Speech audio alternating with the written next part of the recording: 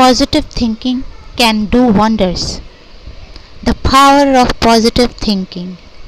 ये अमेरिका की शुरुआती सेल्फ हेल्प बुक में से एक है, जिसकी करोड़ों प्रतियां बिक चुकी हैं और ये बेहद ही लोकप्रिय हुई है बुक। बेस्ट सेलिंग बुक्स में भी इसका नाम आया है और इसके राइटर हैं डॉक्टर नॉर्मन विंसेंट पेले। ये बुक हमें बताएगी कि आपके विचार हमारी वास्तविकता को किस हद तक प्रभावित करते हैं। आपका अपना विश्वास आपके लक्ष्यों को प्राप्त करने में कैसे आपकी सहायता करता है। दोस्तों, आप में से हर व्यक्ति विश्वास करे या ना करे, मगर अक्सर हमने देखा है कि सफलता की ओर हमें वही व्यक्ति जाता हुआ दिखाई देता है जो जिसके मन में चिंता और इन्फीरियरिटी की भावना नहीं होती। हमें पता ही नहीं चलता कि कब हमारी ये कॉम्प्लेक्स, हमारी ये चिंताएं हमें पतन की ओर लेती जाती रहती हैं और हम जीवन में सफल नहीं हो पाते। अक्सर ही हमने अपने आसपास ही देखा है, अपने सराउंडिंग्स में ही हम देखते हैं कि बहुत सारे ऐसे लोग हैं जो कि जीवन में उनके जो भी नेगेटिविटी आती है या जो भी प्रॉब्लम्स होती हैं उन सब को फेस करने के बजाय वो स्वयं को या आने वाली सर्कमस्टांसेस को ही दोषी ठहराते रहते हैं और इसी डिप्रेशन में वो पतन की ओर बढ़ते चले जाते हैं। उन्हें पता ही नहीं चलता कि उनका जीवन उन्हें किस दिशा की तरफ ले जा रहा है। दोस्तों, कुछ मायने में ये सच भी है कि यदि हमारे मन में इन्फीरियर या फिर नेगेटिव फीलिंग्स आ रही हैं तो इन फ्यूचर हमको नेगेटिव रिजल्ट्स भी मिलने लगते हैं और इसकी संभावनाएं भी बढ़ जाती हैं कि शायद हमारे साथ इन फ्यूचर ये सब घटित होने वाला है। फॉर एग्ज़ाम्पल, यदि आप किसी नई नौकरी पर जा रहे हैं और उसी वक्त या उन्हीं दिनों आप ये सोचने लगें कि पता नहीं मैंने इस नई नौकरी में फिट हो पाऊँगा या नहीं हो पाऊँगा, बॉस को सेटिस्फैक्ट्री वर्क करके दे पाऊँगा या अच्छा रिज़ल्ट ला पाऊँगा, सबको ऑफिस में खुश रख पाऊँगा कि नहीं। ये सब विचार आपके मन में अगर आ रहे हों और आप इन विचारों को बढ़ावा भी दे रहे हैं एक तरह से उन्हें कैंसिल ना करते हुए, तो फिर समझिए कि आप इन फ्यूचर जो है अपने लिए खुद ही भविष्यवाणी तय कर रहे हैं।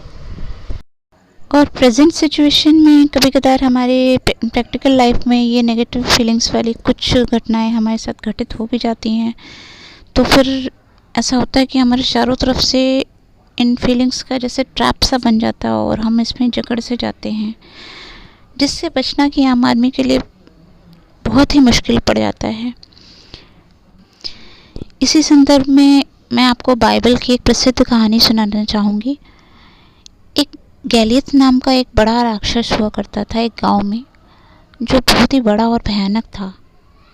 ये राक्षस इतना भयानक था और बड़ा था कि सभी गांव वाले इस राक्षस से बुरी तरह से डरे हुए थे। वो उससे कभी जीतने की सोच ही नहीं पाते थे। तभी एक दिन ऐसा हुआ कि गांव में डेविड नाम का एक लड़का आया जो छोटा सा था, ज़्यादा बड़ा नहीं था।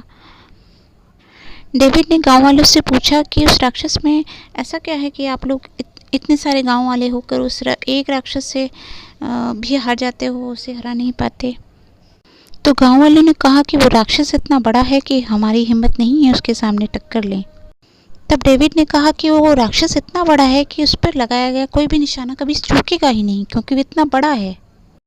और फिर डेविड ने उसी राक्षस को अपनी ही गुल्ले से आंखों में मारकर उसे घायल कर दिया।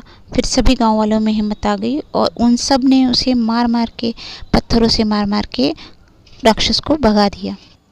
यदि हम अपने जीवन में अपनी स्थिति को बेहतर बनाना चाहते हैं तो हमें अपने आप को कभी भी निचले स्तर पे नहीं सोचना चाहिए। हमें हमेशा ये अपने आप को एक सफल व्यक्ति के रूप में रखना चाहिए, हमेशा एक ऊपर और ऊंची पोजीशन पे रखना चाहिए कि मैं किसी से कम नहीं, आई एम द बेस्ट।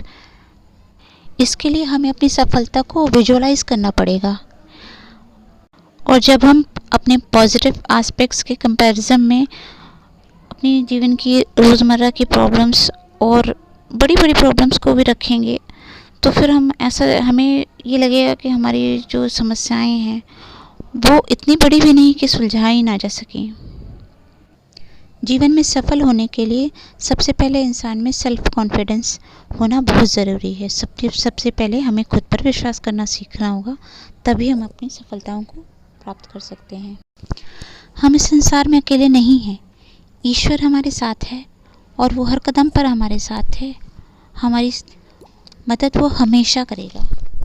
जीवन को खुशहाल बनाने के लिए सबसे पहले तो हमें अपनी चिंताओं को अपने आप से बहुत दूर रखना चाहिए, और इसके लिए हम मेडिटेशन का सहारा ले सकते हैं। लेखक ने इसे एक बहुत ही अच्छा तरीका और ज़रिया बताया है अपने जीवन को शांत और सुखमय बनाने के।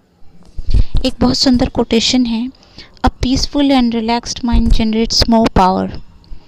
हम रोज़ कुछ समय स्वयं के साथ ज़रूर बिताना चाहिए हमें, और ध्यान लगाना चाहिए।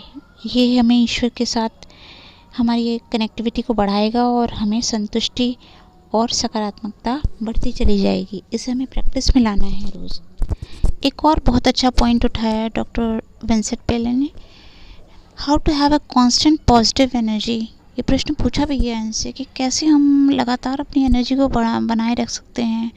तो ये तो नहीं होता, अक्सर हम बहुत ही डिप्रेस हो जाते हैं। ये कैसे करेंगे हम? इसके लिए एक बहुत अच्छा उपाय लेखक ने समझाया है कि जब कभी हमारी बॉडी हमारे विचारों का साथ नहीं देती और अक्सर हमें ऐसा लगता है कि आज तो हम दिन भर कुछ भी नहीं कर पाएंगे और हमारा कुछ भी करने का मन नहीं है, हम दिन भर बिस्तर पर पड़े पड़े ही निकाल देना चाहते हैं। मगर अगर उसी समय हमें कोई भी आए और हमें हमारी इंटरेस्ट की कोई चीज़ हमें ऑफ़र करे, तो हम फट से उस बात के लिए तुरंत राज़ी हो जाते हैं और दुगनी चौगुनी एनर्जी से हम उस काम को पूरा करने में जुट जाते हैं, और वो हम काम पूरा भी कर डालते हैं क्योंकि वो बात हमारे इंटरेस्ट की होती है। डॉक्टर नॉर्मन की book the power of positive thinking अपने आप में बहुत वास्ट है, तो इनके सारे पॉइंट्स कवर करना फ़िलहाल तो पॉसिबल नहीं है, बट कैच यू लेटर। अगर वीडियो पसंद आया तो प्लीज़ शेयर एंड सब्सक्राइब करें। Thank you.